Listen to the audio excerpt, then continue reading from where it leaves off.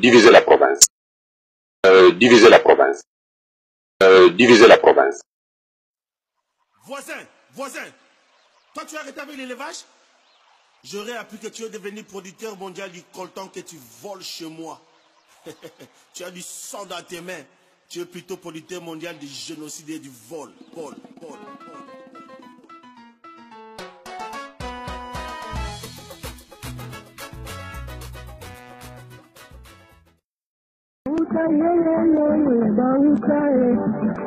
Tango bayaka na makolo na Kongo, tango bakotaka na mboka ya Kongo, olingi oloba mwa liloba funga chini, olingi osala mwa mosala toka kule, bonongo bakutaka na mboka ya Kongo, bonongo bakutaka na mboka ya Kongo, bonongo bakutaka na mboka ya Kongo, bakutaka na mboka ya Kongo.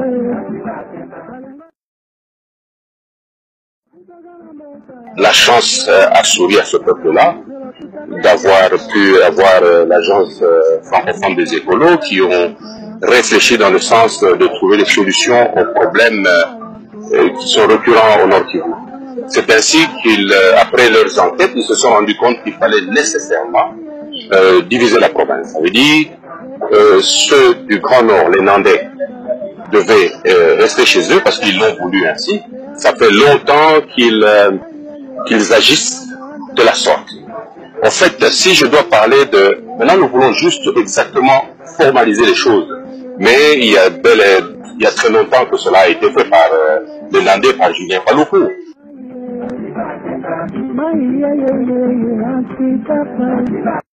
Alors nous, on s'est dit, sur base des enquêtes des écolos, on s'est dit, mais pourquoi pas, allons-y, mais suivons la procédure constitutionnelle. Et la procédure demandait à ce qu'il y ait des signatures, il y ait 100 000 signatures au minimum. Nous sommes à plus de 100 000 signatures, on pouvait même aller à 1 million de signatures. Lorsque la pétition fut lancée, qu'est-ce qui n'est pas venu de la bouche de ces hommes politiques? Oh, balkanisation, oh, annexion du... Pourquoi on pense toujours qu'on doit annexer, on ne peut pas être nommé autonome? Donc nous voulions dire notre satisfaction aujourd'hui. Vous dites que vous voulez faire le jeu du Rwanda. Cher ami, vous nous connaissez très bien depuis un temps. Nous sommes en train de protéger nos propres intérêts. La prochaine étape, qui est beaucoup plus politique et administrative, va connaître maintenant son début. Nous allons saisir le Parlement et il y a un délai pour ça, parce que les choses ne doivent pas aller en s'internisant. Nous savons qu'une fois nous allons déposer au Parlement, ils ont un moment, un temps constitutionnel pour se prononcer. Donc les amis du Kivu, apaisez-vous, bientôt et très bientôt vous aurez une province autonome. Et nous allons vivre en paix, nous allons développer tous notre Kivu démembré en deux.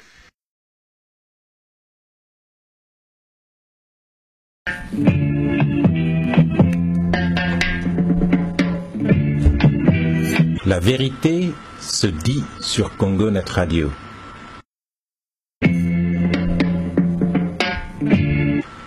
La vérité se vit sur Congo Net Radio. La vérité se vérifie sur Congo Net Radio. Le mensonge sera toujours démasqué et dénoncé sur Congo Net Radio.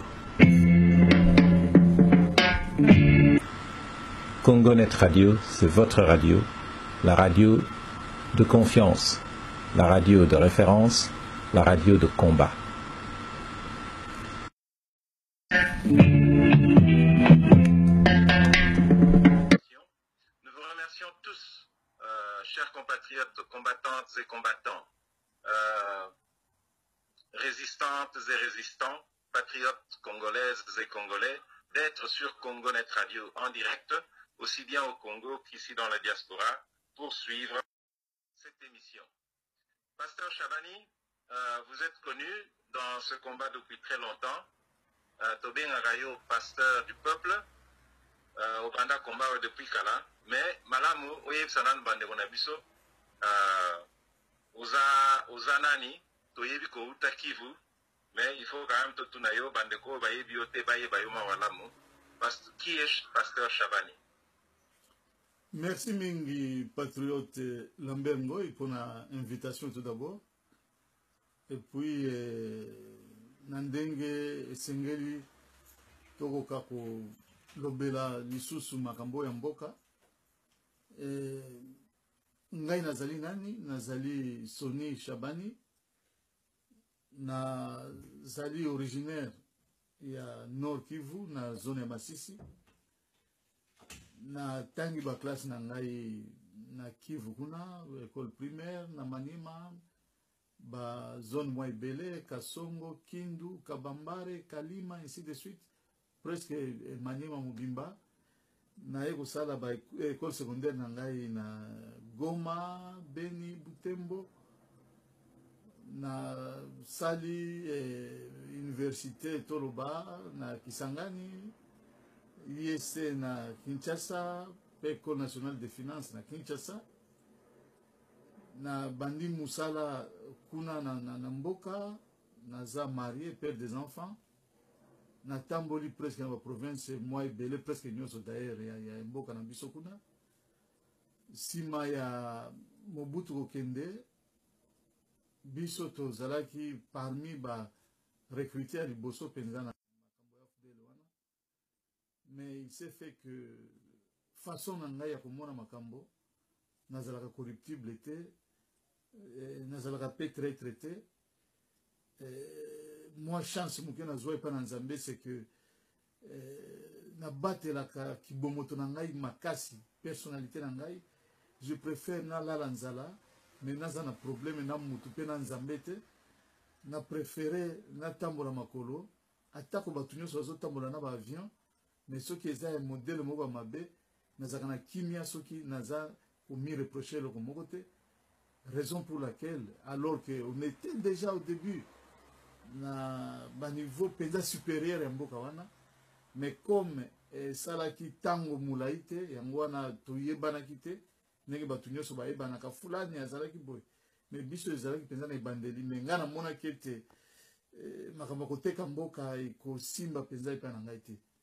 On était déjà poursuivi mutunyoso oyo azalaki na ligne wana te ya koteka mboka, il fallait ko bomaye tout ça. Par la grâce de Dieu, je me suis retrouvé de l'autre côté du fleuve Congo au point que Nzambe permetaki na ya kokoma na poto bisika na fandi banda le 26 juin 1998 na Londres na Angleterre bisika na continuer avec les études na ngai lelo oyo non seulement naza na diplôme ya école nationale de finances pe licence na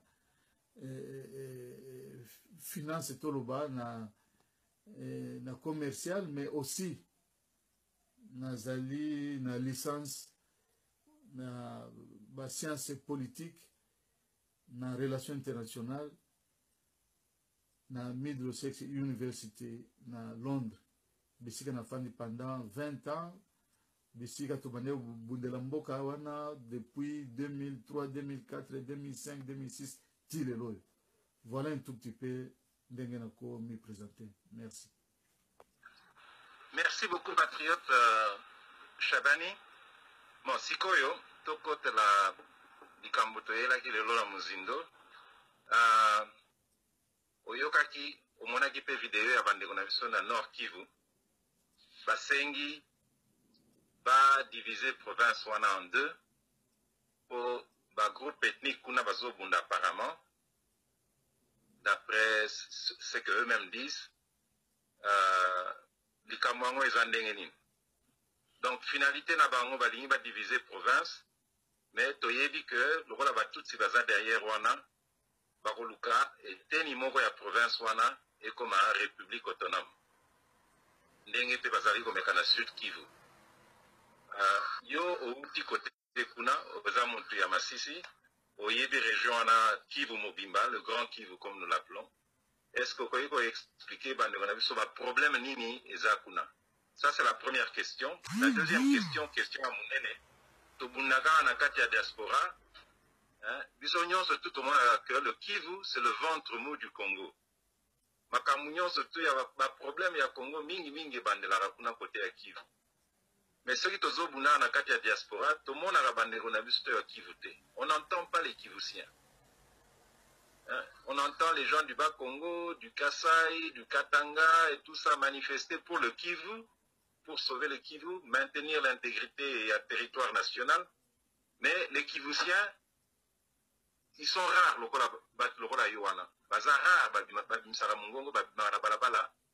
pour défendre le Kivu.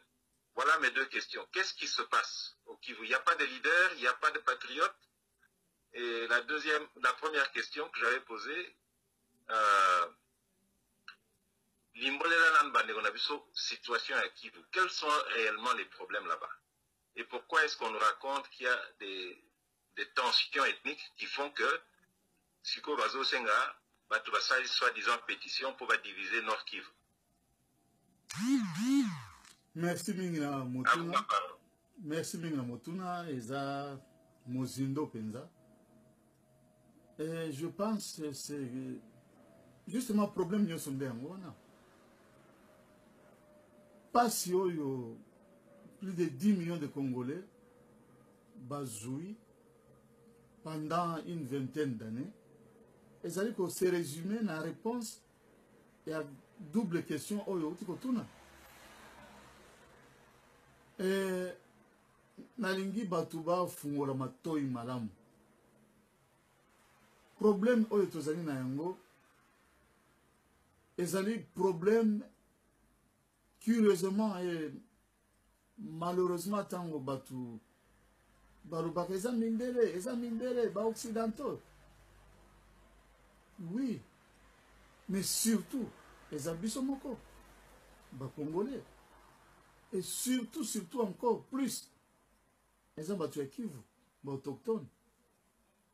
Et là, nous avons épargné partie de Kivu. Pour moi, je prends le Kivu tel qu'il a été avant même que Mobutu ne puisse faire cette subdivision-là du Nord Kivu, Sud Kivu, Maniema. Les grands Kivu. Bango de Baza problématique à Tinali Kambouli. Obi Lambert ngana zamu tumoko nzambe mtobate la kangai parce que na présentation na lobaki te ke nazali mosali na nzambe le véritable oya zalaka sima misolo ya batute oya landaka basi ya batute kipide te fanfaro te bato bakwesaka bato alobi miracle tout ça et puis baza ko britir tout un peuple comme ça pendant des années. Non. Moi, je suis un véritable pasteur. Donc, Oyo Azako, Lukabola, mon peuple naïf. Alors, je suis Toloba, ennemi à Batu Nyoso finalement. Ba pasteur na bandimi na bango, obi ke mboka na biso, plus de 80% ba lobi ba sambe la kanzambe, et la plupart sont contre moi. Et tous les kabylistes batu nyonso bakoti na mulongo ya occupation pour que mboka na biso ekende pa ya barwandais baza contre ngai bande konanga propre ba swahiliphone ba autochtone ya Kivu wana baza contre ngai pe. Mais il faut que mituna pona nini yo lobi rare bato balobelaka Kivu to likambo toza nango kuna. Mais personnellement nayebi mon côté vous allez m'excuser, nazalaka jamais orgueilleux, mais tikatana lo bandengwana. Pendant plusieurs années, tosionné européen, ma manifestation, ma réunion, ma conférence, mais comment on va trouver le banin? Tozo bunde la bande qu'on a biso ya Kivu. Je vais me retrouver là-bas seul. Tozo la manifestation, il y a tant sous 10 000 personnes nanzela, mais wapi batu ya Kivu. Je me retrouve peut-être ngai moko. Et les quelques rares personnes oyo bakomonisa makuna balingi bilongi na bango monana te bakopesa kutu kombo te même na ba réseaux sociaux batiaka ba kombo moko imaginaire parce que balingi te soki basala bango nini soki nini zokande tozaka te na bitumba batu babundaka tika na kota na mozindo ya réponse na mituna otuni ya liboso tomoni vidéo quelques 2-3 personnes va se permettre koleka devant bato nyonso koloba ete bazokabola Kivu ekomi sikoyo ntango bakabola Kivu oyo babengaka Grand Nord, donc zone ya Lubero bisika tozwi le grand centre commercial Butembo na zone ya Beni, balobi ke kuna parti nyonso wana il faut ezala pe république. Sud ya Nord Kivu, zone ya Masisi pe zone ya Walikale pe zone ya Ruchuru ezala pe soki parti mosusu. Là, toutes les premières questions qu'il faut se poser: qui les ont mandatés? Nani mtu apesi bango ndingisa makasi wana mpifo wana ya ko se permettre ko yana etandoike koloba ete esengeli mboka ekabola mandenge wana? Nani apesi bango pouvoir wana, mandat wana? À ma connaissance, na administration pe politique mboka, soki eloko oyo ezali bien commun, esengeli ezwa modification quelconque, moi je pense que batunaka mokonzi ya mboka oyo azali peuple, ils vont y aller par peut-être référendum. Il faut bazwa mandat. Pasteur, sans vous interrompre, Batouana Valovik Basali pétition. Nazoya, bango Valovik Basali pétition. D'abord, Mboka Nambiso ezali sous occupation rwandaise, ça fait presque 20 ans. Cela veut dire que ezala oyo bango babengaka constitution, biso ba patriote, biso ba résistant, toboyi yango. Eza biloko moko ezalaki esalemi sur mesure ya mopaya oyo aza kodirige mboka wana par défi. Peuple congolais andimaki makambo wana te, ayebi yango te, eza kimuyibi pe naivete ya peuple pe kibokasi ya bamindele na bato mosusu oyo bazali koyiba kita ya mboka na biso nde basali biloko wana. Mena mitema penza ya bana mboka biloko wana tozondima yango te. Donc pour dire que pétition na bango wana na sens penza ya malamu bakongole bakondima yango te. Ndeko Lambert, soki base ezali faussé, développement pe résultat ekozala faussé kaka. Esengeli base ezala malamu pour que résultat malamu pe emonisama. Batwana balobi que batu ya Kivu babande koluka eloko wana bandaka la siko bazozwa yango. Bala kisabiso ba preuve oyo emonisami ke ezalaki kolela ya batu yango ya Kivu. Banani toyebi pe bango te, babande koluka yango pona nini, motif ezalaki nini, à quel moment, batu nini oyo bafandelaki likambo wana eyebani te.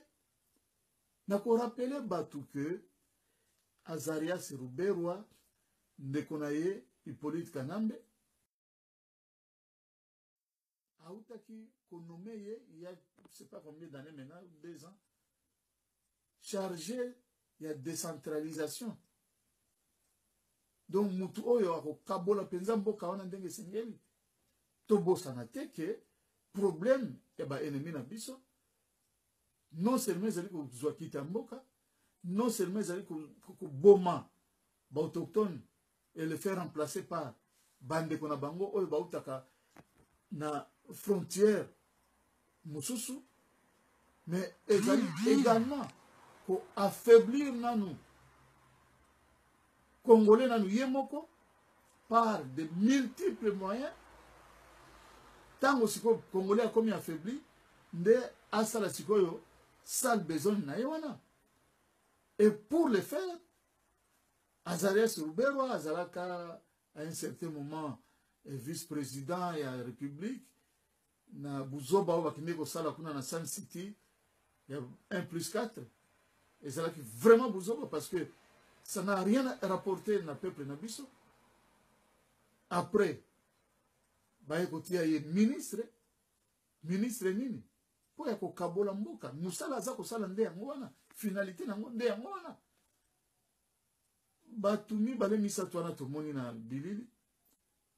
Bazali, justement, ko salela dossier wana oyo esengama na Azares Ruberwa asilisa yango pour que mboka ekende ndenge bango ba prévoyaki ça fait plusieurs années mais malheureusement ba Congolais ba comprendre le wana te ils sont totalement naïfs ba yebite que ba teka mboka te alors esengeli toyeba que Nord Kivu wana eza na zone ya Masisi ndenge na utikoloba oyo bisika penza Rwandais alela koleka makambo nyonso na mokili. 1 ezali pembeni ya Rwanda. 2 ezali na ba ressources na mosusu oyo kutu bato bayebana no te. 3 ezali na végétation moko toloba ba prairie bisika ya kobokola bibwele ainsi de suite ma makambo ebele soki tokamati Masisi na Ruchuru na Walikale mais bisika kolta eza koluta eza nde kunati bisika pétrole ezali eza nde kunati bisika gaz méthane na lac Kivu kaka kunati donc ba richesse ebele oyebi ke ba intellectuel ya Kivu ya Nord Kivu surtout ya bazone na tuko tangela yo wana parmi misala na bango ya liboso ezalaki koboma bango na poison na masasi na machette ba oyo batikalaki il fallait bakima bakina bamboka mipaya na bapoto bisika tozwami awa na États-Unis d'Amérique, Canada, Afrique du Sud, Australie, ainsi de suite. Mais mabe na bango sikoyo ba intellectuel élite ya Nord Kivu wana ba fungola mono côté. Ba mususu balobi sinon ba koboma ngai. Ba mususu balobi ezali donc aza bien azwa chance tanga ba classe ya na poto akosomba mituka na ye akosomba ba parcelle na ye azotambola na mwasi na bana na ye ekoki donc égocentrisme wana tala biloko ezako boma bato alors qu'il faut signaler déjà que bato lokola ba mai les résistants mai kuna na ba mboka wana na ba zone wana eza pona bango nde parti wana ekendana note parce qu'ils ont commencé à combattre banda et bandel ti lelo ba combataka ba ennemi na biso na ba bango pe ba bomaka bango penza ebele et puis baza penza na ba moyen te ils travaillent avec des moyens de bord ce sont des vaillants militants oyo et c'est mieux que bête la bango maboko à tout moment alors tokolobanini toujours pour continuer cela veut dire que oui. Na première partie à question na yo batouana baza bateau il faut pas subir rigueur et à loi va subir penza colère et peuple parce que baza ba traître baza ba collabo baza ba tout oyo pour na ba petite somme oyo baza ko pesa bango na ba promesse baza wana pour na ko véhiculer justement dossier wana ya ba Rwandais à partir de Ruberwa ministre de la décentralisation pour na ko kabola et Nord Kivu wana parce que ce qui kabwami force ya ba autochtone wana ekosila ekozala facile ba pénétrer bango pe ba sala eloko tozomona déjà parce que bango basi bateki déjà carte ya sika carte géographique ya Rwanda ezali Rwanda babakisi na Kivu nyonso wana na partie ya Nord Katanga donc bato wana bazata na raison moko te base na bango eza faussé pour te bazoloba oh voilà Julien Paluku gouverneur ya Nord Kivu alobaki asala kiso kinini mais Julien Paluku qui est-il? C'est un monsieur qui a été recruté par MLCKML Mbusa Nyamwisi, Bané Rosala qui collabore Bangonyos, il faut dire la vérité. Mais à un certain moment, Bayo Kana qui lui sous-soutait, parce que nous savons que Mbusa Nyamwisi d'ailleurs, dans un exil, il doit être, c'est pas en Belgique ou quelque part en Europe ici. Bayo Kana qui sous-souna Julien Paloukou, parce que Julien Paloukou a monaki miel mingi côté à Hippolyte Kanambe, et il a servi totalement ce que vous appelez faussement Joseph Kabila, au détriment de Yamuto Yatiaki Namusala. Alors, qu'est-ce que Julien Paloukou peut faire de bon pour le peuple du Kivu, et spécialement du Nord Kivu? Et là, comment côté Bango Nyoso, Bazo Salaga Moussala, il y a des occupants, il y a des envahisseurs rwandais, comment ça sont passés. Mais Bisso Toko Ndimela Bangote, parce que, et pas un Bisso, soit, alors Natiki Mokilio, soit, Nazana Bomboy, mais vous allez nous retrouver sur votre chemin. Alors, la deuxième partie de votre question, est-ce qu'il y a des leaders chez nous? Il n'y a pas de leaders chez nous. Pourquoi?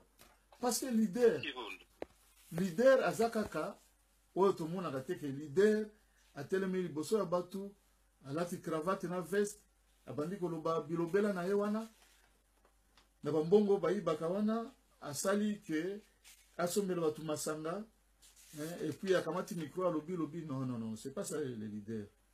Ponangai.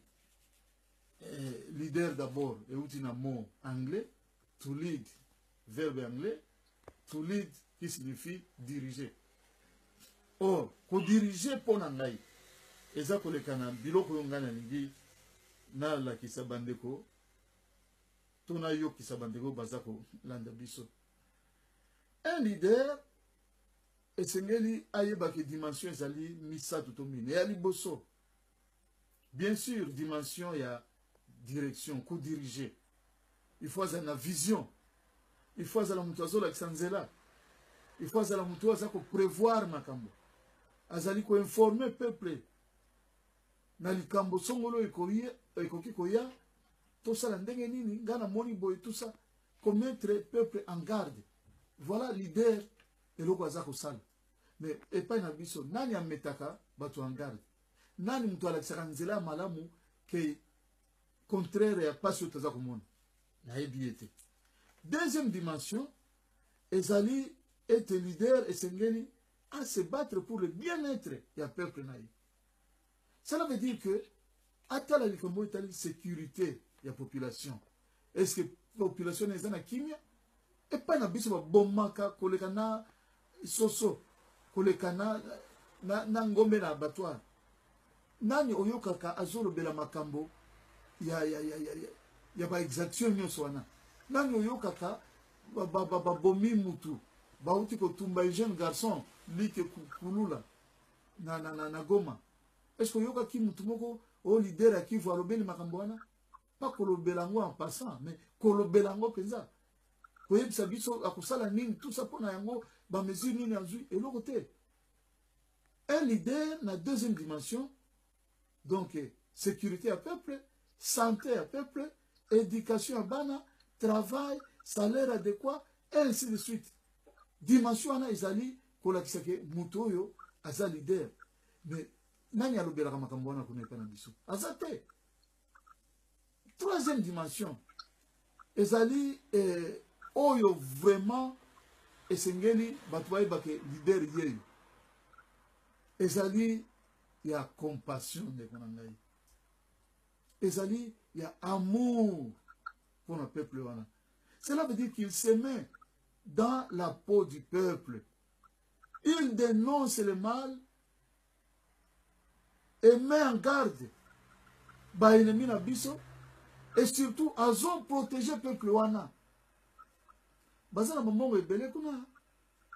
Mais toyoka na noté que pour la mesure de protection songolo fulani baza ko benga leader ya Kivu tala likambo asali peuple wana eza laissé au dépourvu peuple wana eza ko mona pasi. C'était entre 1993 et 94 déjà avant même que génocide à Rwanda et Banda. peuple ya Kivu wana, ya Nord Kivu, ya zone ya Masisi, ce n'était pas des Tutsis rwandais, mais c'était des Hutus rwandais qui ont commencé à exterminer le peuple de Masisi. Bakoya na butu, batumbi, bandaku oyo ya paye wana ya matiti, na minuit na 2 heures du matin, famille na famille, eza kozika. À cette époque-là, babane kozwa mituka minene, et deux fois les camion batombi si batunana, balamusi batuna 22h, 23h, konti bangona camion wana bake ko boga bangona ba rivière ya minene. Et à cette époque-là, il y a le terme swahili qui dit bakimbizi. Bakimbizi signifie les réfugiés. Oyo tobane koyoka déjà en 1993-94, avant même le génocide de Rwanda, avant même Kagame aboma Abiyarimana. Et il y a eu deux missions militaires. Moko babengaka yango opération Mbata, mususu babengaka yango opération Kimia. Déjà à cette époque-là, de Mobutu, il y avait le général Eluki et l'autre général là, le Métis na Bosani Komonaye, oyo bazalaki ko superviser wa biloko wana. Mais comme les Congolais toujours naïfs, tous les soldats qui venaient de Kinshasa, Barwandais venaient ko pesa bango, bambongo na bangombe, okomona bango ne bazo pesa lisusu, bazo teke la sou Barwandais minduki pour que ba exterminer le peuple wana ya Masisi. Et mona passe le modèle moko ezalaka te, nako bakisa koloba ete banda tanga Mobutu Masisi na walikali wana moni pasi pasi makasi poete aucun ministre alors ya Kivu oya uta na bazoni wana bauta ka 2 fois. D'accord. Pasteur Chabani, oui. Namoni bandeko baza ko s'impatienter balingi pe ba intervenir batuna mituna. Na banzo brosser situation de manière plus ou moins complète. Bandeko na biso va comprendre likambo ya leadership, absence ya leadership na Kivu, absence ya ba combattant ya Kivu na kati ya diaspora wa. Puis ba souffrance bandeko na biso baza ko mona kuna na Kivu. Imposture basali kuna na Kivu pour Nord Kivu soi-disant ba diviser province wana parce que ba autochtones soi-disant basengi yango alors que Zalukuta c'est dans le plan de balkanisation ya Congo au profit du Rwanda. Siko otika bandeko na biso babenga, je crois que ba appelle ici bandi, mais avant natika bango babenga ba yebisi ngai que introduction na yo bayoka ki yango mwa malamu te. Question ya liboso na tuna qui est Pasteur Chabani. Soki okoki koresume yango en 30 secondes. Qui est Pasteur Chabani? Ndenge olobelaki yango avant po bato nyonso to bayoka. Merci beaucoup. Pasteur Chabani azali congolais, natif à Nord Kivu, na zone ya Masisi. Pasteur Chabani asali ba classe na mboka na biso na Kinshasa, naza universitaire, na eko bakisa ba diplôme mususu awa na mboka oyo. Pasteur Chabani azali musali na Nzambe. J'insiste, le vrai non ebele tout le monde na mboka te, bazali ko kipe mboka na biso te, peuple na biso te, mais ils s'enrichissent et ils sont derrière l'imposteur. Pasteur Chabani a bondeli mboka depuis tozana kati ya occupation awa na diaspora. Na kobakisa moke koloba ete mutu lokola Ngoi Mulunda tango akendeki kobotola baminduki na bazone wana ya Masisi, Ruchuru, Goma, tout ça, le faux pasteur là na komela ke mukanda o na utaki kotia na net pour que na la kisa peuple na biso kuna ke bandimela yete parce que azo botola minduki wana pour que ba autochtone batika na maboko pamba sima nango baya ko boma bango ba sasa pe bango na modèle moko ezalaka te. Détail wana c'est très important. Mutu a besoin ya lettre wana ezali na net na kotindela yango même yo la mère ozanango okotindela pe batu omona ndenge tobanda ko bunda banda. Voilà. Bon, chers compatriotes, vous avez entendu le pasteur Chabani s'exprimer. Boyo qui est ce qui bozana mituna bo to maloba ya kopakisa o boyebe à propos ya Kivu. Le micro est ouvert.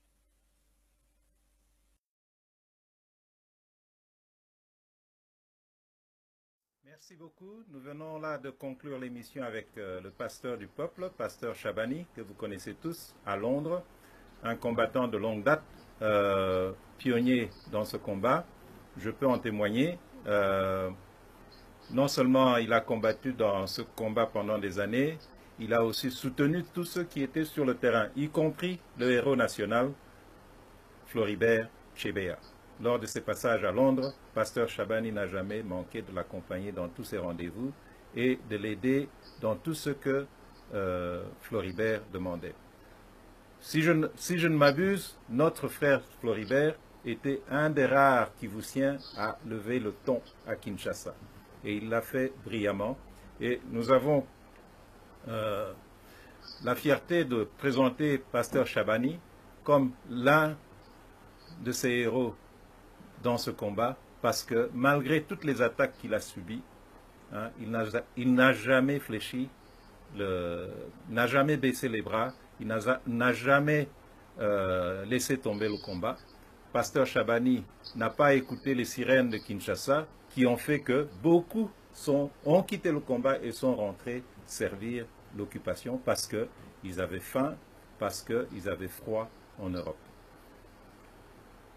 Bandeko tosilisi émission yo, mais tokozongela yango po bozalaki ebele bosengaki po botuna mituna technique esali ke tokokaki te, mais boyoki message fort ya ndeko na biso pasteur Shabani. Mbala oyo il faut tosilisa makambo oyo ndenge tolobaki, les patriotes congolais vont prendre et exercer le pouvoir d'État en 2018. Vous aurez l'occasion de l'entendre de la bouche du porte-parole planétaire des patriotes et résistants. J'ai cité Maître Jackson Kalonji dans quelques heures. Mais je vous promets que nous reviendrons à l'antenne avec pasteur Shabani, que nous remercions parce que nous savons qu'il est très tard là-bas en Europe où il est. Et tous ceux qui, à Kinshasa, particulièrement les jeunes à l'UNIKIN et ceux de l'UPN, qui ont écouté cette émission en live. Merci beaucoup et à très bientôt.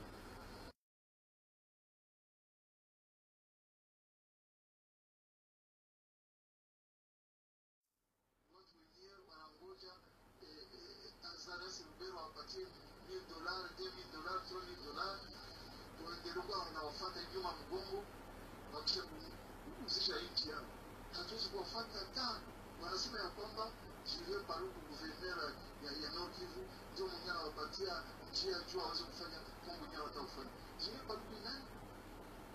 Alikosana kwanza na mwenye alimwangazie kukazi Mbuse na Musi, na leo hii masiku yote kwa nyuma ya polisi Kanambe faussement appelé Joseph Kabila juu nchi iweze kukaguliwa, wanapaswa kufanya wanaitwa ni Francais memorandum, kuuliza watu referendum kitu, kuuliza watu wa nchi, je, tukakule nchi namna gani? Unaona namna gani? Na kitu gani kitatuma hao watu wende kukakula hiyo Nord Kivu? Wanakakula je? Problemi kwa watu. Na ingine kitu ya kujiuliza, wakati gani prove kwa watu ya kuonyesha kwamba watu wa Kivu walikuwa wanasema mkakule nchi, mkakule tu nchi. No, wakakule je? Hiyo ni mambo yenye Wanyarwanda Watutsi wanakuja kutia mchicha ya wale wa Kolabo juu wafikishe mwisho wazo mbaya ya kuanexia nchi yetu Kivu. Na si afiatika napigia tena mkono sana shapo ba wa awa askari wetu wa Mai wenyewe wanaendelea kupigana kule ili nchi yetu si. Sasa wao wenyewe wapatia katika diaspora comptable sijui, uko professeur, uko ingénieur quelque part, mibula yote, mais usimame tena, ujiulize na mimi nitafanya nini sasa juu nchi yetu itoke na situation ndani.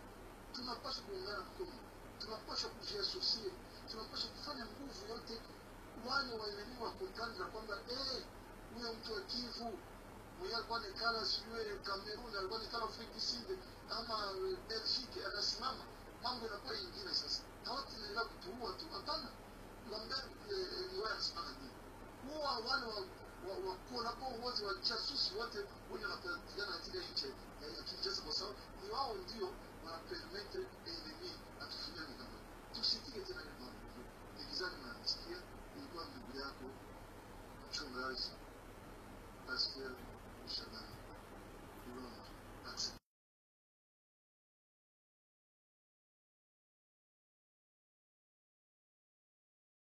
Chers compatriotes congolais, bonjour. C'est Lambert Ngoyi, votre serviteur, qui vous parle depuis Tokyo, la capitale du Japon. Je vous parle depuis Congo Net Radio, la radio patriotique, la radio citoyenne. C'est votre média patriotique.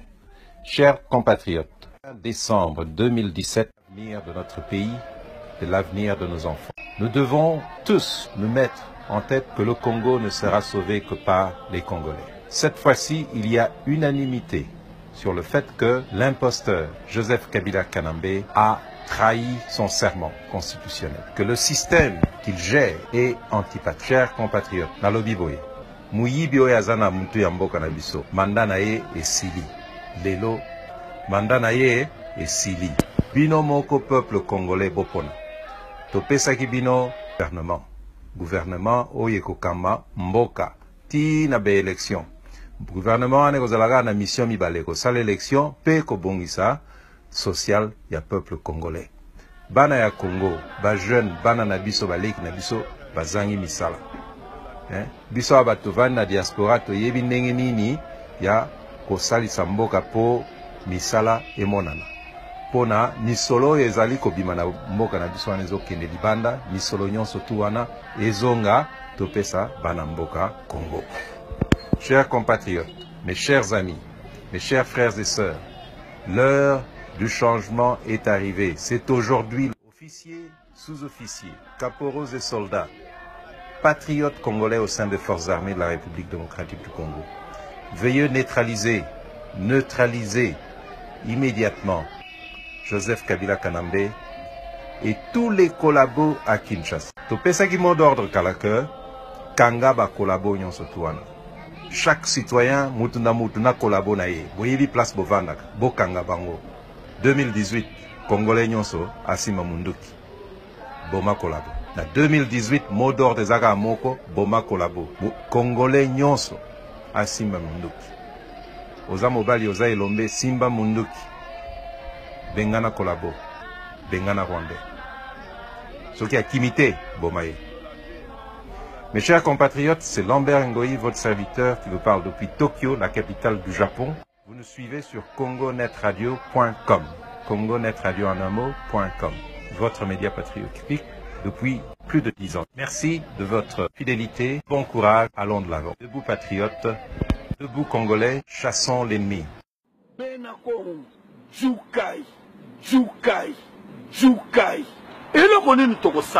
Eloko tikeli musa ko saliza te eloko tikeli te mwana nyonso abele ekolo Congo yo jeune yo militaire ango yango ekoki mbula oyo biso na bango to silana il faut to bengana bango opération toyebi ndako musimame wanduku ya Kivu wanduku wa Katanga musimame jua kukomboa nchi yetu bampangi ya bandungu bampangi ya bakongo bampangi ya Kinshasa beno telama betu telama manduki tope 32 na bino botalisela yango babundeli ya ekolo mpe bandeko babino lisusu te kasi banyangala kata baloki basenzi bandoki miyibi babomi mpe badongolo miso oyo bayizami na bokonzi na ekolo ya biso ekomi ntango 43 na 14 toloba liloba lioko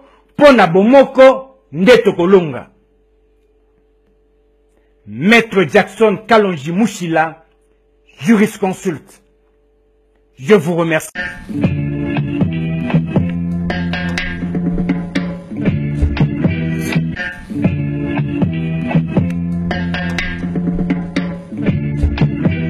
La vérité se dit sur Congo Net Radio.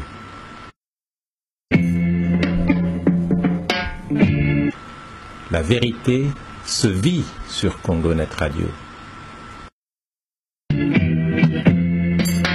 La vérité se vérifie sur Congo-Net Radio. Le mensonge sera toujours démasqué et dénoncé sur Congo-Net Radio. Congo-Net Radio, c'est votre radio, la radio de confiance, la radio de référence, la radio de combat.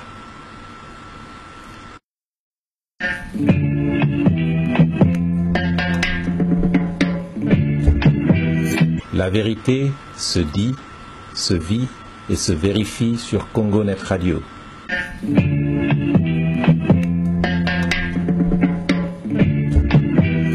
Le mensonge sera toujours démasqué et dénoncé sur Congo-Net Radio. CongoNetRadio.com à votre service. La vérité se dit sur Congo-Net Radio. La vérité se vit sur Congo-Net Radio. La vérité se vérifie sur Congo-Net Radio. Le mensonge sera toujours démasqué et dénoncé sur Congo-Net Radio. Congo-Net Radio, c'est votre radio, la radio de confiance, la radio de référence, la radio de combat. La vérité se dit, se vit et se vérifie sur Congo-Net Radio. CongoNetRadio.com à votre service.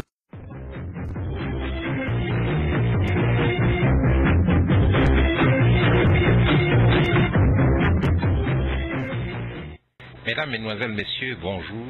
Vous êtes sur Congo-Net Radio, la radio de votre choix, la radio des citoyens libres et des patriotes congolais. Rappelons-le encore une fois, le Congo appartient aux Congolais. Les propriétaires du Congo sont les citoyens congolais. Mesdames, Mesdemoiselles, Messieurs, votre radio, Congo-Net Radio, émet en ligne sur Internet à l'adresse suivante www.congonetradio.com, Congo-Net Radio en un mot.com. C'est votre radio patriotique où vous pouvez émettre librement, sans peur, sans faveur, votre opinion. C'est une radio citoyenne, elle vous appartient. Cette radio émet donc depuis Tokyo, la capitale du Japon, le pays du soleil levant et du poisson cru, Londres, Paris, Bruxelles, la capitale du royaume de Belgique, la capitale des gaufres et des moules, et bien sûr San Francisco, la ville des belles collines, la grande et belle ville de San Francisco. Donc Tokyo, Londres, Paris, Bruxelles, San Francisco, et bientôt, nous l'espérons, Kinshasa, Kisangani, Mbujimayi et Bukavu.